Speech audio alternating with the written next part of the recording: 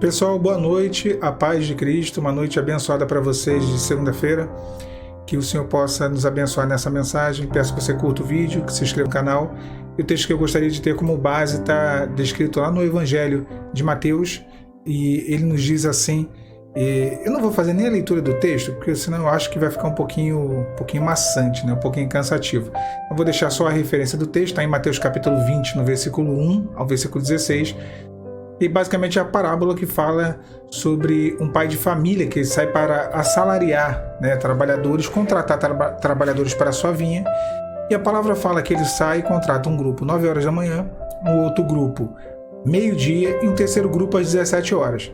E a carga horária seria até às 18 horas. Então o último grupo trabalhou apenas 1 hora. E aí quando ele chama esses trabalhadores das 17 horas, 5 horas da tarde, e ele dá um dinheiro para eles, ele faz a paga, né, a jornada do dia, aqueles que trabalharam mais cedo, que chegaram mais cedo, pensaram consigo, poxa, ele vai nos dar mais, né? Ele já deu um dinheiro bom aí para os últimos, né? Então nós vamos receber uma boa paga.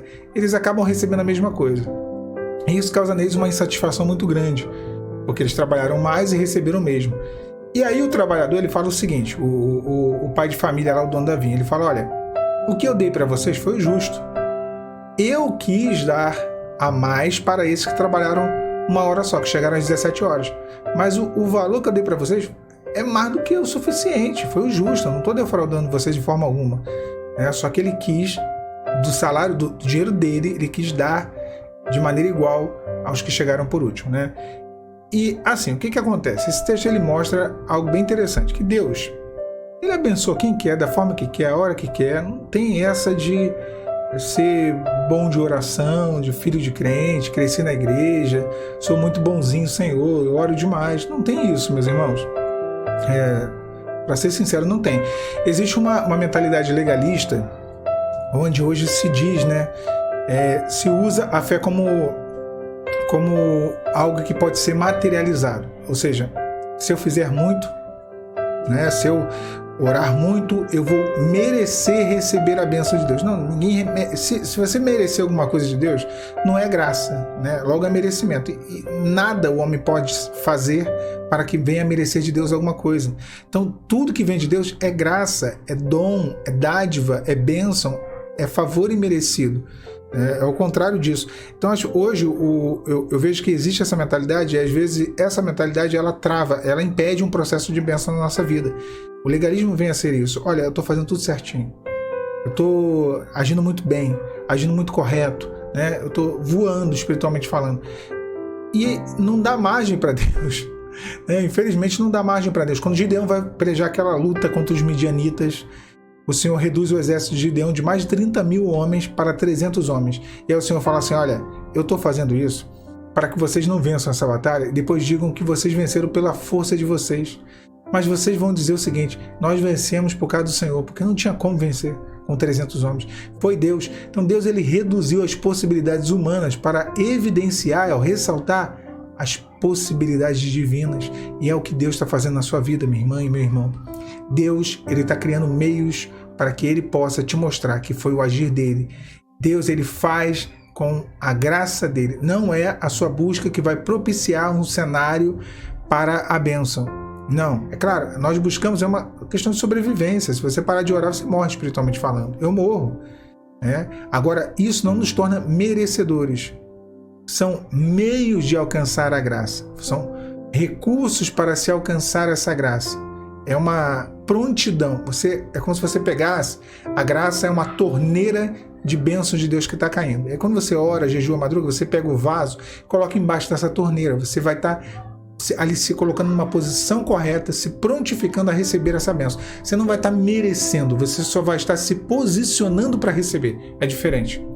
As pessoas pensam que os recursos da graça, a oração, madrugada, eu jejuei, eu orei, eu estou orando muito, isso faz você se tornar merecedor. Não, isso é legalismo.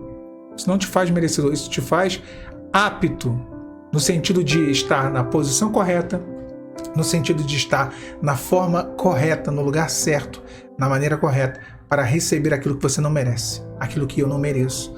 E Deus, Ele quer nos abençoar.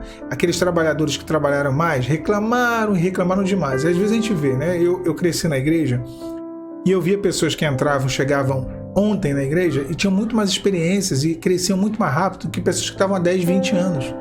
E por que isso? Você vai entender. Quem vai entender o abençoador? Deus, Ele quis abençoar, quis fazer. Alguns até alcançaram algum entendimento, mas Deus abençoou aquela pessoa. Deus quis dar a ela uma porção. Né? Então, esse negócio de tempo, né? A igreja é corpo de Cristo. A igreja não é uma organização, ela é um organismo. A organização tem CNPJ, placa, né? Tem carteirinha, tem essas coisas todas. O organismo não, tem o sangue do Cordeiro sobre ele. E quanto ao organismo, eu nunca vi um organismo, um corpo, se a igreja é o corpo de Cristo, eu nunca vi um corpo que tem um osso mais velho que o outro. Então, logo esse negócio de idade, tempo de igreja, tempo de casa, não quer dizer nada. Tempo que está orando. E aí, às vezes, as pessoas se desiludem, né, nessa questão. Elas veem alguém entrando numa aprovação semelhante a delas e vê essa pessoa, às vezes, saindo rápido, saindo primeiro. E aí vem uma revolta com Deus.